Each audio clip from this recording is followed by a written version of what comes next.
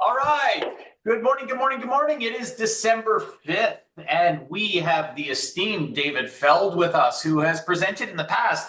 David is really a new build expert, and usually when I have questions about new builds, particularly HST issues, I turn to David for his sage advice. I think a lot of us do.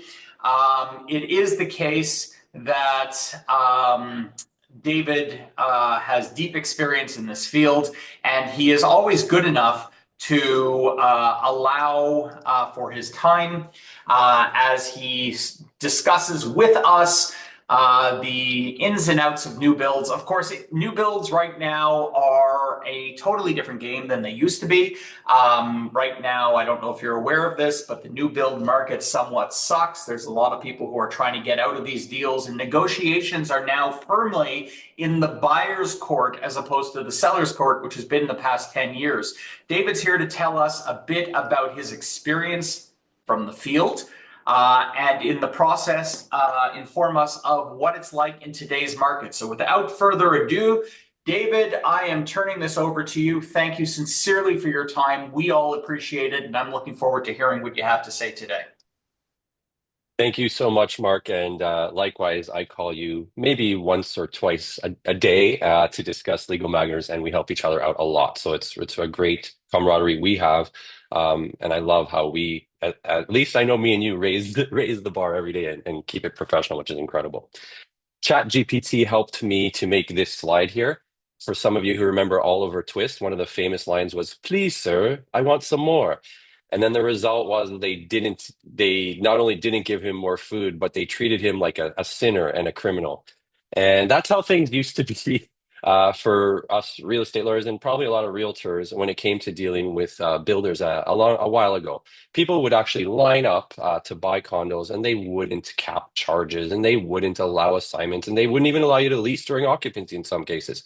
They just would say no, and treat lawyers like us, who were just so nicely dressed, like garbage. And I'm sure a lot of people can attest to this. Now, that's not to say lawyers didn't negotiate with builders all the time. We did, and we got pretty far. But nowadays, things have changed, and for various reasons, a small portal has opened up in the time-space continuum, and us lawyers right here can actually sit at a table, sort of. It's a virtual table, and it's all by email, and talk with lawyers at big firms, big base fee firms, and actually get something done for our clients more than before. And there's a lot of reasons for that. The main reason is, like Mark alluded to, the pre-con market is not doing very well right now. There's a lot of no new projects are coming out, or barely any new projects are coming out. The ones that exist, they need to finish and sell off whatever they have, and I'll talk more about that.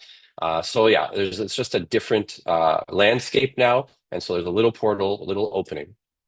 Let's start off with some of the changes in the market. What's been happening and why are there changes at all? Well, first of all, since COVID-19, there were unavoidable delay notices that came out, and that really pushed all the dates out so far. So, if someone was expecting to move in 1, 2, 3 years after signing an agreement, now it's 4 or 5, 6. And because of that length of time, that really magnified some issues like people moved out of the city.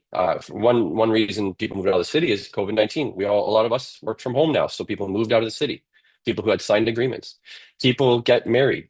People got divorced. People have kids. People died. Lots of things are happening, right? A lot of people, and I have this every day, are helping their ailing parents who often live in other countries. It's expensive, and a lot of different things are happening. People are losing their jobs. People are getting new jobs. There's an increase in mental health issues. I'm telling you, it's crazy. I thought I was a lawyer, and I'm sure Mark, you can attest to this, or anybody here.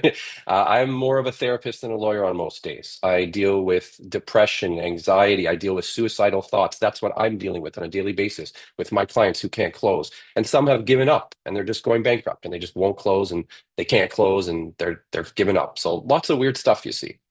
Another important thing is appraisals are coming in much lower now. Appraisers are being very careful, and they're coming in much lower because it's realistic.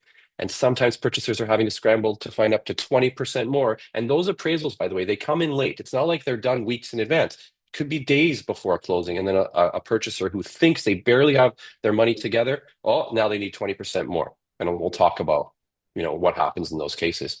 And then there is some good news. I've had some clients who have won the lottery or got a major inheritance and they want to upgrade and move into other properties. So those are the fun ones, right?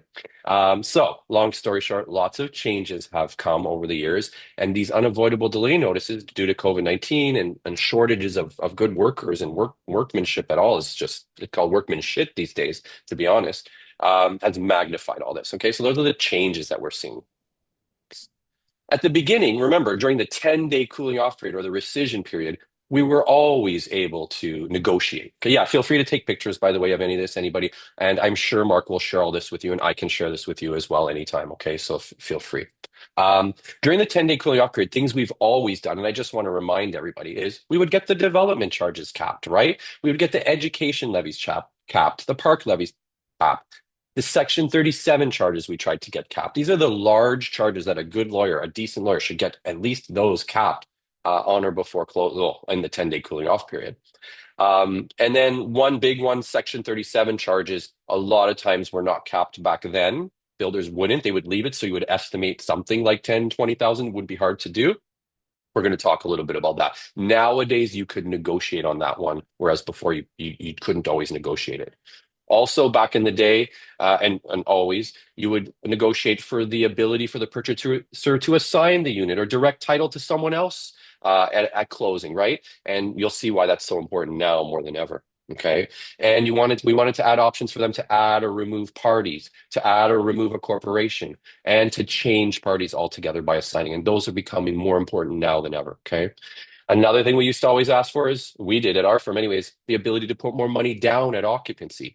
That reduces interim occupancy fees significantly. Right now, the interest rate is 7.24 on all of the documents coming through our office, all of the closings coming through our office. Very high interest rates mean very high occupancy fees. The more you put down, the less interest on. If you put down everything like some clients have, then the interest on zero is zero. You don't pay any occupancy fees, right? Transferable caps is a really big one. Always asking to make sure that you can transfer the caps, meaning let's say they've capped development charges at 10,000. If you assign it to someone else, do they get to enjoy that same cap? Or could it be 20,000? Does the cap disappear? In many agreements, it does. And free locker. I actually wanted to put this on another slide, but free locker, I put it here by mistake. I'll come back to that. Yeah, things have switched. So that was before. Let's talk about now. Things have switched. I'm going to give you a couple pro tips while we go through here. Right now, and by the way, in preparation for this talk today, I myself used my own information that's in my head from the thousands of closings we do, but I called a bunch of high producing real estate agents who do tons of pre-con. Okay, so a lot of what I have in here is real. Everything I have in here is completely real, and these are some pro tips. Right now, sales managers are everything. Okay, so believe it or not, as you know, pre-con sales are very low for builders. Many builders have literally just 10% left to sell of the units in their building so they can start building, and they're desperate to offload those units, right? And realtors for the purchasers will want to meet with the sales manager. Okay. The sales manager can do more than even lawyers can right now. And that's the truth. If I'm a lawyer writing to another lawyer right now, trying to negotiate, some lawyers, honestly, are so out of touch that they'll just say no and the deal will die. And my client would be like, yeah, okay, I guess I'm not going ahead. Whereas if you reach out to the sales manager, they will listen to you. They will talk directly to the builder, and they know how much the builder really will do for you and for your client. Okay. And it's more than you think right now. Okay. So talk with the sales manager of the building directly. You as the agent, talk to the sales manager, and I'll give you some things you can say and stuff like that. Okay. It gives you a direct line to the builder when it's lawyer to lawyer. And by the way, we're always here to help. We're always sending the letters and we get a lot done. But I'm talking about right now in this time space continuum, it's a good time to talk to sales managers. Okay. Once the rescission period is over, once the 10-day cooling off period is over, typically in the olden days, you don't get to negotiate with the builder anymore. If you thought they were bad before the 10-day cooling off period, saying no to this and that, good luck getting anything after, right? Even if you ask for a delay, et cetera, this, that, they will almost always say no first, and you got to fight back and go back and forth. And it hasn't been fun. Let's just say that. But now, after the cooling off period and all this stuff's been happening, and builders are seeing a lot of units not closing their building. And I'll tell you from firsthand experience, a lot of buildings have purchasers that are not closing. And that's not advertised. You don't see that, in the news yet. It's not there. But I'm telling you, there is a small percentage, I don't know the exact percentage, but I think it's 4 to 10%, believe it or not, of all these buildings where the purchasers are not closing. Okay. So that's scaring the purchasers because they're scared of getting sued. And I'm going to show you the exact wording of what happens when you don't close. But it also scares the builders because let's say they sold 90%, but 10% is not sold. Well, now they're going to have to carry it. It's a big stress for everyone. So there are deals to be made, and that's the point. Anyway, after the cooling off period, if a purchaser is nervous or wants to make some changes, here are some things they can ask for. One, they can ask to put more money down on occupancy, right? Hey, I know I only have to put 20,000 down on occupancy, but I'd like to put, and by the way, we discuss this with our clients. How much do you have? How much are you comfortable with? I'd like to put another 100,000 down. Great. That will reduce your occupancy fees significantly. Good stuff. So builders are accepting of that now, even if they would have said no before, because builders would love some more money. That would be great. By the way, if you put more money down and you don't close later, they get to keep the more money you put down. So it's actually better for the builder, right? Also changing the deposit timing and structure. So you could say, hey, builder, I know I owe this much and this much and that much, but hey, could we make a deal? Let's make a deal. Can I give you this much at this date and this much at this date, or can you put it all to the final closing if you'd be so kind? And those kind of conversations are being had now, whereas before it's like, no, thank you. Hey, builder, I'd like to add a corporation or remove my corporation from title because I got some tax advice and I can only close in the name of my corporation, or I can only close in the name of my name. Builders more will say yes, more likely now. They'll just say yes because they want to get the deal over the finish line. Hey, builder, can we just skip occupancy altogether? I know final closing's happening in 3 months. Let's just skip it. I don't want to pay any occupancy fees. Let's just go straight to final. Some builders might say yes to that request. Everything, by the way, I'm telling you, a builder or two have said yes to. So I'm just showing you examples of, I'm not saying every builder will say yes to this, by the way. And that was made clear to me by all the realtors, okay? These are just some things you can do. Also, hey, builder, I can't close. I need a few weeks. This is a very common one. Now, in the olden days, builders might actually note you in default for that too, but now they're saying, fine, we'll give you 2 weeks extension. We see a lot of 2 week extensions around $250 per day. Again, these numbers change. And oh, but I need 3 weeks. Oh, but I need 4 weeks. Builders are working with clients to be more lenient with days and times and even waiving some fees here and there as required. Another thing, just putting that out there because it's been happening a lot with my clients. When you go and do your pre-delivery inspection, they're getting worse and worse out there. I don't know if you guys have experienced that, but unfinished products, unfinished units, and all that. You can cite health concerns if you feel there is. And like, for instance, I have a client, she just had a baby. She showed me what it's like from her perspective just to get from her unit through the elevator, through the hallway to her unit, and then nothing was working in her unit. It's not really healthy for a baby. It's true.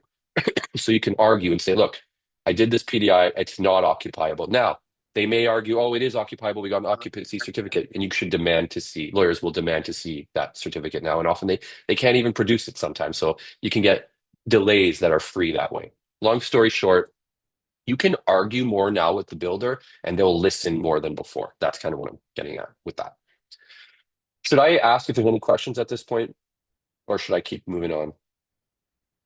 You might as well move on and then do the questions at the end. It usually makes for a more fluid flow.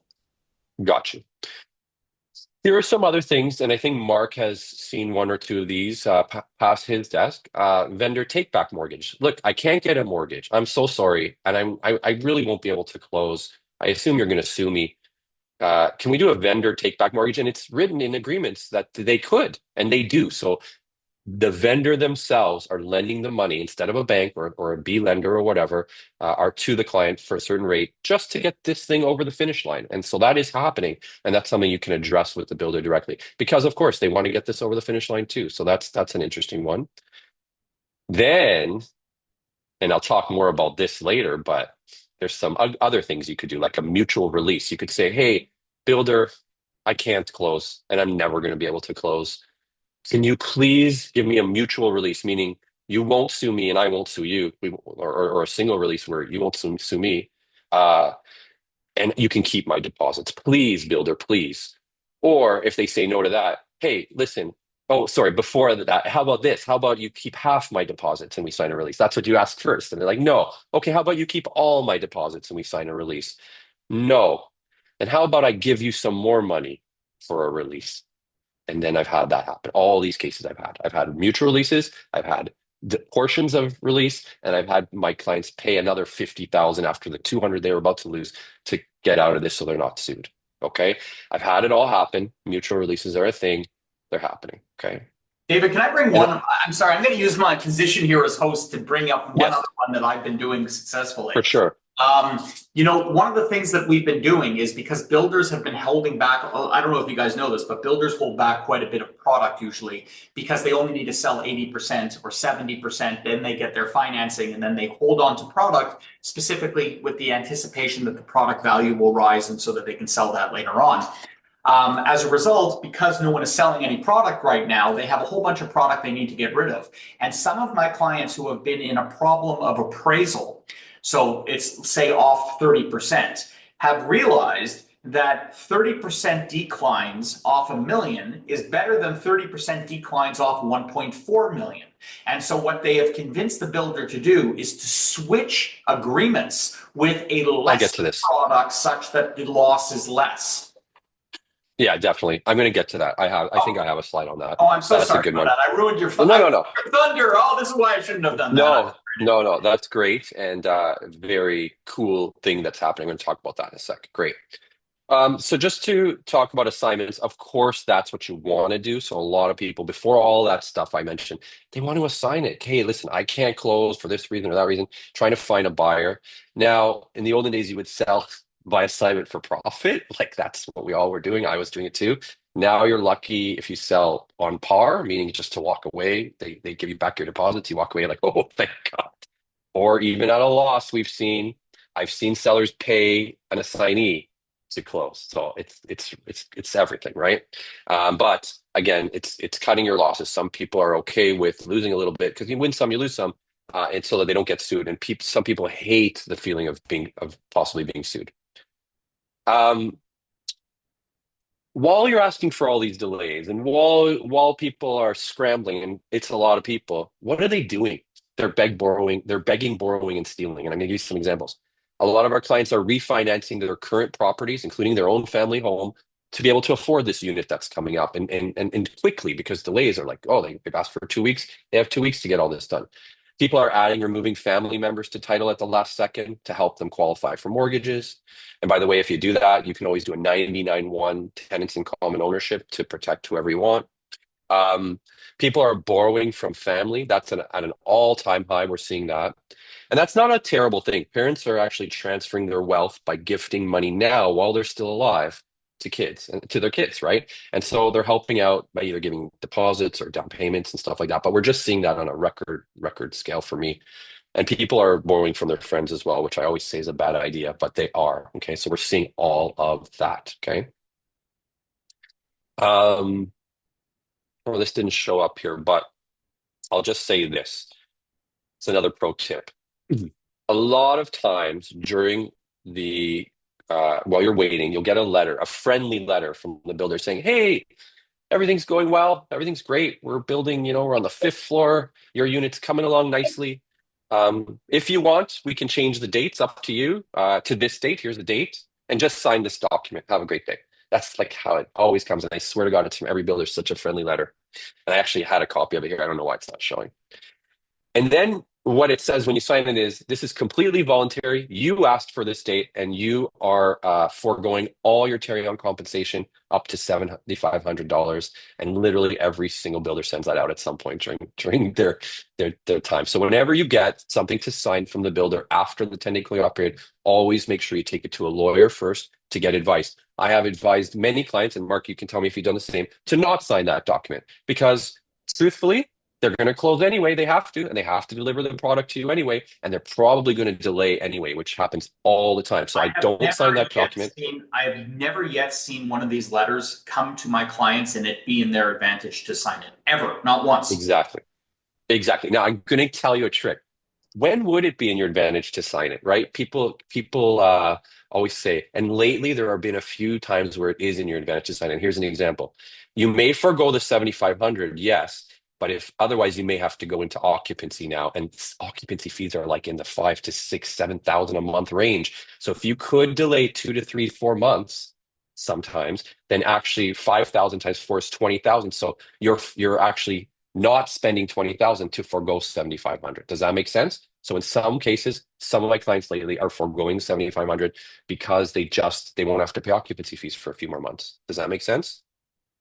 David, can I ask you a question about that? I'm sorry, I'm making this a bit more interactive than usual, but this is you're That's living okay. my life here, buddy. So, do you ever find that where they are ready to forego occupancy, they're actually able to deliver occupancy? I'm finding we actually have. Right.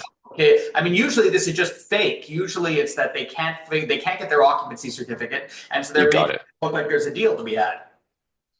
So you got it. It's like a game of roulette because when they send that letter out, I know it's fake.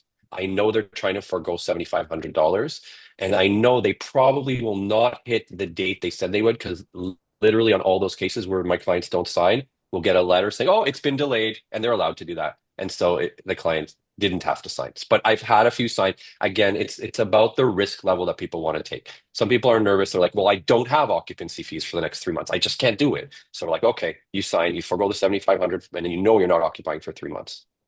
But it is bullshit, for lack of a better term. And lawyers are and like it's not very cool. It's not cool at all. I believe bullshit is the legal term, actually. There you go. All right. So this is kind of what I wanted to discuss. And Mark, you kind of brought this up. Okay. I kind of had a letter here. Some of it's showing, some of it's not. But this is an actual letter received yesterday in my office. Okay. And basically, they're tendering, they're not in receipt of the closing package. Time remains of the essence. You're in breach. The builder will enforce its rights. It's going to note your client in default. They're going to retain all the deposits. They're commencing a claim against the client to seek damages, the purchase with damages, right? And our client insists on your client's performance. So they're still wanting some performance. And I just wanted to show you that. When you don't close, that day, you get a letter. The lawyer gets a letter saying this happened. This is the standard letter pretty much. It's a little bit different for each builder, but this is what it looks like. And they want performance. They don't really want to sue you. Nobody wants to sue you. Even a bank, when they take over your property, they don't want to sue you. They don't really want to sell the property. They just want their money. Everybody just wants their money. That's the truth. So when you get this letter, it's not completely over, okay? But once you're noted in default, what can you do? And sort of this is what Mark touched on. One, you could reinstate with the same terms. By the way, everything I'm showing you has happened in this office. Again, these are real examples, not made up fun stuff, because this is real.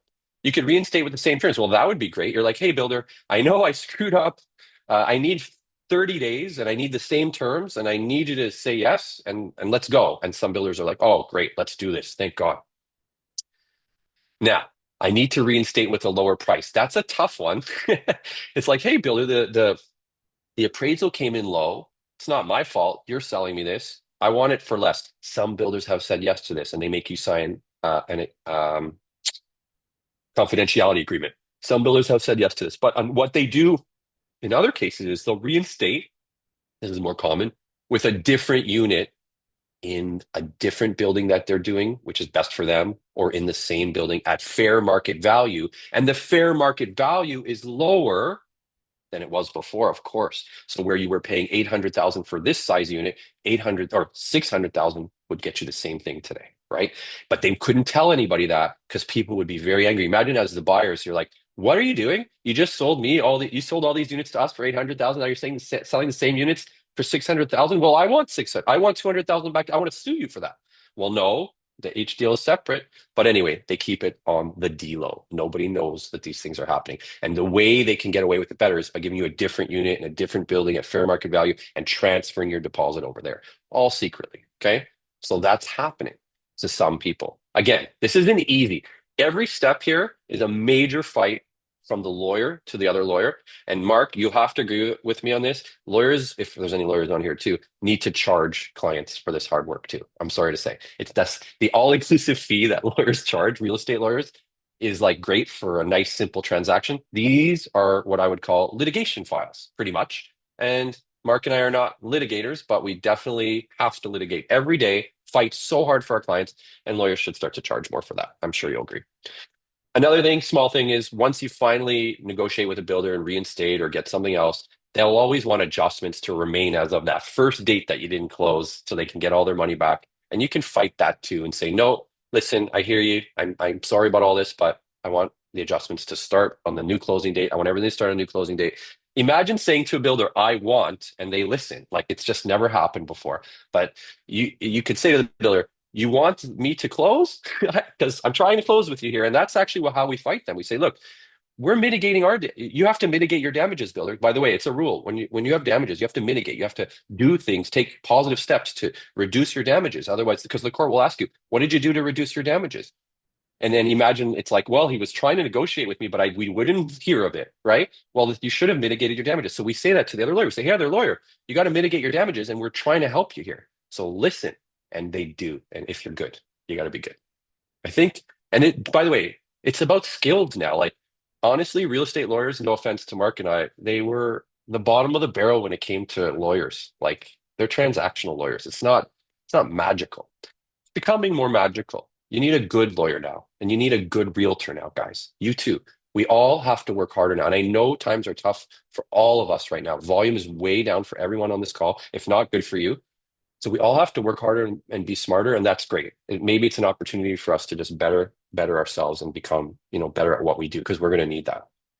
Finally, guys, you can follow me. I don't know if you're on Instagram or TikTok, but it's Dave at David the Feld. On Instagram, I talk about real estate, 98%, 2% Bitcoin or whatever's going on that moment, which is huge today. Bitcoin, big news if you guys are followers, went over 100,000 last night. And then on TikTok, same, but a little more silly from time to time. So feel free to join me there. Feel free to reach out anytime with any questions. I'm always here to help. My whole team is here to help. There's a QR code here where you can get more information. Yeah, love you guys. I hope this was helpful. Amazing. David, let's turn to questions. So the first question from Oliver is, Aranjeet, can you mute? I'm just doing that to call out Aranjeet. All right, then Sanchita asks, how are you negotiating these deals? Lower the price or different unit in the event the appraisal is lower? Sanchita, by the way, is a lawyer. I have clients with low appraisals and builders are not budging at all. So I just want to say, I'm not saying I get this for every client, and I don't think Mark could say that either.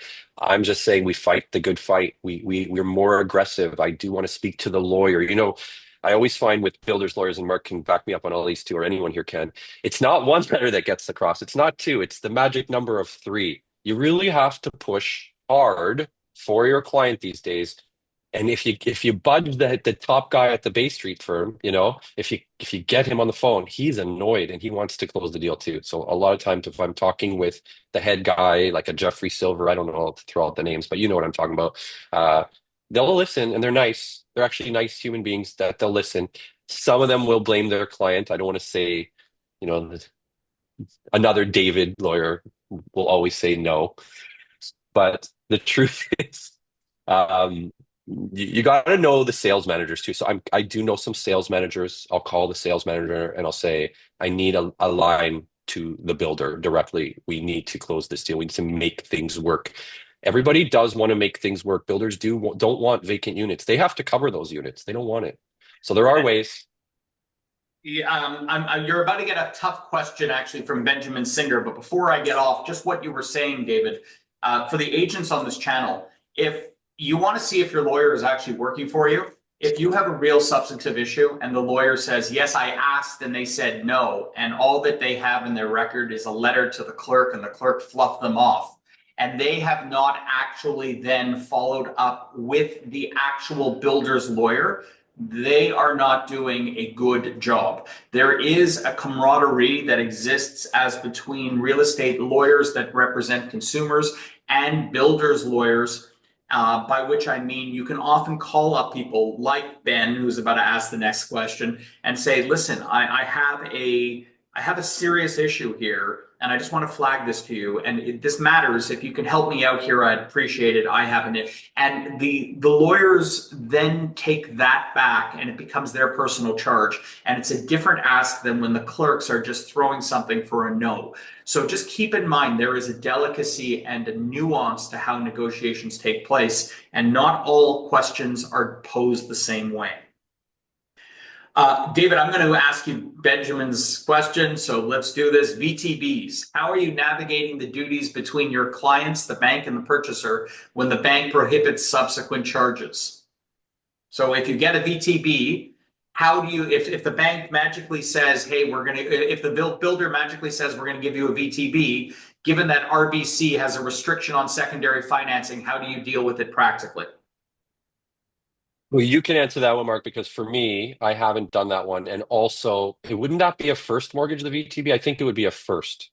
No, the VTB is usually a second. So Usually a second. I actually I had got a that happen first. to me today, of all things, Yeah. where my client was $30,000 short. VTB was offered yesterday, and we had to deny it because RBC had in their instructions no secondary financing. So But you know what they'll do. to answer the question generally, if there is a significant VTB, then sometimes that means that the parties are paying 80% down of the assessed value, just because the problem has arisen from a misappraisal price. That is to say, they're not borrowing into CMHC limits. And where you are borrowing 80% or less, there is reticence. There is more willingness from the banks to permit secondary financing, and the banks are permitted to do so at their discretion, whereas they have no discretion if you've actually borrowed above the 80% mark. And so VTBs work in certain instances where the parties are only borrowing 80% of the newly assessed value. They have provided that permission, or where you're dealing with private financing. That's my So answer. basically getting permission from the first lender, Yeah, you always have to advising get them. permission. Yeah. You have an Yeah, obligation to the bank. We're acting for the bank. And if the bank has said exactly. no secondary financing, we can't go around that. Plain and simple. Now I'll tell you guys something. A lawyer can never coach their client to do something wrong. But what many purchasers do after the closing is immediately go to some other lawyer and say, hey, I just need to get a second mortgage. And Yeah. then just get a second mortgage. And Did you then I don't know what that lawyer's duty is to check, because that lawyer would know in their brain that that you have another mortgage, because they would look it up, and they would know that their second mortgage is not allowed. They would know that in their brain, but what is their duty to that first lender, right? So anyway, that's another fun conversation Mark and I can have offline one day. All right, David, we're going to now see how diplomatic you are, because the next question is going Oh to, boy. however you're going to answer this, if you are restrained, we're going to know you're being restrained. How are you dealing with bratties? Every deal with them is like pulling teeth or worse, and they're completely unresponsive to any kind of request for negotiation. Now, this is not something that agents know about, but this is something that strikes at the core, and every lawyer is currently applauding Feher for asking that question. Let's see how David responds. Go for it. I'm sorry, guys, for realtors Yeah. on the channel, you're just going to permit the lawyers to have a little bit of fun here. Go for it, David. How are you dealing with bratties? Confidentially between you and I, this Chat GPT photo I made here is really of me versus Brady's. That's actually what it was in my mind. So just so you know, and I want to let you know a little secret. I used to work as a kid as a janitor cleaning the toilets at Brady's for over a year. It was a shitty job. But I did do that anyway. So it's a true story. Anyway, so yeah, it's very hard to deal with bratties. They live up to their names. They are brats. They are very difficult to deal with. Now, I've written letters to them. I have never shared that with Mark, showing them how their systems are archaic, how they are dinosaurs, and how they are actually hurting the practice of law. I talked about being professional. I talked about reporting them to the Law Society. I have literally been fighting them for years. And any little nudges you've seen from them where they're getting a little better, honestly, I attribute it to me fighting with them big time all the time. And I will continue to do that for us, for the bar, for our friends. I believe we should all be working together, especially now since COVID. Like Come on, man, accept a wire. Like we're still having to send papers and checks and then they'll note you in default if you don't close on time. It's like it's the most ridiculous thing, but I will say they are revamping their systems right now a little bit and things are about to get better. Nice diplomatic end. There you go. And that's why David Feld is loved amongst all of us. All of us. All right. Monica writes, have you had a file where the builder sued client for default? What's the likelihood we'll see more of this in the future? So it's starting. Yes, I'm starting to see statements of claim come across my desk against clients. They're adding over $100,000 to what they're asking for, and they show, an outline of accounting fees, management fees, even occupancy fees because they have to pay themselves occupancy fees. All the fees add up to almost $100,000 additional on top of whatever they're suing for. It looks like a boilerplate lawsuit. So I'm telling you, the builders are going to their lawyers and they're saying, look, I have 20 units that aren't closing. What are you going to do? And some lawyers drafting a beautiful statement of claim, real simple one, by the way, and they're sending it out to, I'm going to tell you, they're going to send it out to everybody. They're going to send it out to every single person. And it's going to get into the news. And the news is going to say, oh, builders are suing, Mattamy is suing homeowners who can't close. It's going to look ugly. So I think they're weighing whether they should send these lawsuits or not, to be honest, because it will look ugly. However, their argument is, look, you signed a contract. It's not like you share the profit with me when you do well. So now things are doing poorly. You still signed a contract. You have to close, and I'm going to sue you on the contract.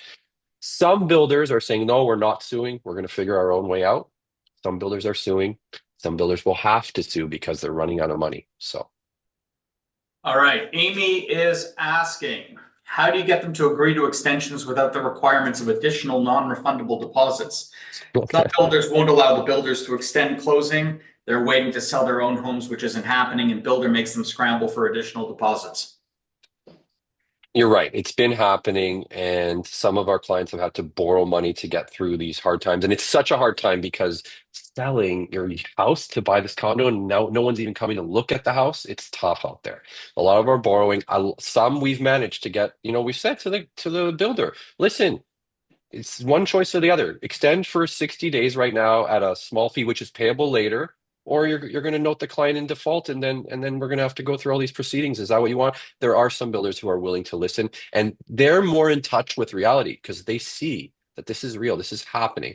You do want to provide proof also whenever you. This is a very important thing for all lawyers and agents and really anyone. Whenever you ask for something from someone, you don't just ask. You ask, you give a timeline, and you give some form of proof. Like, my client is selling the property. Here's a firm agreement. It's closing in 90 days. That kind of thing will take you far. You do need to provide physical proof of things you're asking for and good reasons. You can't just ask for, hey, can I have a 2-week extension? Thanks. They'll always answer no if you do that. So have a good reason and give physical proof. Excellent. Ben writes, and you know what? I'm going to just give a shout out to Ben, who has presented on this channel in the past. And I'm not doing this merely because he's here and he's made a comment. I'm going to do this because of personal experience. Dealing with his firm is one of the most pleasant things to do in the new build space. And when you see his name on a deal, you actually know you're dealing with confidence and actual process that makes sense. He's saying that if you're not hearing from my clerks, please email me directly, and he's left his email address. So I just want to shout out to Ben because Ben, the way you deal with your practice makes it easier for all of us, and we should recognize that as much as we should recognize Brady's pain in the ass approach. And Julia's noting that her mother's name was Brady, and Julia, I can assure you this is not against, and nothing against your mom at all. All right, Robert asks, how do you deal with borrowing closing funds from friends or family to close when there is a lender? Do that one again. Where is it? Can you repeat that one? Robert, how do you deal with borrowing closing funds from friends or family to close when there's a lender? So this is similar to you can't put secondary financing on a property. How do you deal with the lend of a friend or family to carry you over the hurdle? Yeah, I'm not talking about seconds. I'm talking about firsts in what I'm saying. I can never allow a second if they're getting a first from a lender type of thing, or if they're not allowing it without disclosure. I can never do it. Um, Sometimes their family will lend them money like without paperwork, so they close, and then afterward they'll go to another lawyer if their family wants to secure it and get it secured. Like that does happen a lot. Remember, Robert, please, the restriction on financing is to restrict you from placing a secondary charge, not a restriction on the borrower borrowing additional funds. A promissory note can be signed. It's just an unsecured promissory note, and it doesn't go against that property. It can, however, go against the other property that they own. That's Right. perfectly permittable. There's other options available once you delve into the issue, but secondary financing in contravention of mortgage instructions is something a lawyer simply cannot do. Um, Just to repeat what Mark said, the family could, if you have a second property, they could put a mortgage on that property, and then the money would just be gifted to you, let's say, that kind of thing. exactly. Sanchita writes, no offense to any builders lawyers, they all seem to be out of touch with reality. They fight over not accepting a draft with the offer, not you, Ben. So there you go, Ben. Again, this is just becoming a love fest for Ben. That's what this session is. All right. Any other questions? Anyone's free to unmute themselves, ask a final one, and we'll call it for the day. Last final session. Anyone's allowed to unmute. Come on, this is the unmuting. The great unmuting. All right. So that being the case, guys, David, thank you. Guys, Thank you. really, if you're looking for a competent lawyer to deal with your new build deals, both the ones that have been signed and ones that are coming into your office, Sonia and David, they work as a team, both in life and in law, are just the creme de la creme. You cannot get better. Having someone who understands their craft, someone who understands the nuance, and who cares about their client is the hallmark of a good new construction lawyer. David and Sonia are both that. Please, please, please use them for your deals. And in the meantime, thank you, David, for your time, your attention to this. And I will post this on the forum shortly. Thank you so much, Mark. Always a pleasure. Love you guys. Talk to you soon. My best. Take care, guys.